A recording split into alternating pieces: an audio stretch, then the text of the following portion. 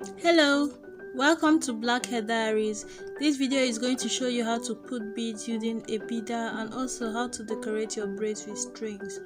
If you want to see other ways you can put beads on the hair, if you don't have a beader or a latch hook, the video will be linked in the description bar. You can check that out. There are various other ways using a bobby pin, using needle and thread. Like that video has 5 different more ways. And also, if you want to see different ways you can accessorize your hair with strings, apart from this design in this video, there are other designs you can do, both more difficult and some easier. There are 2 videos on that. They are all going to be linked in the description bar. You can check them out.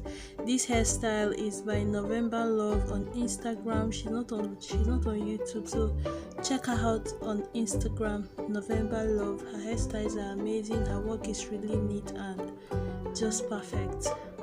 Thank you so much for watching. Enjoy.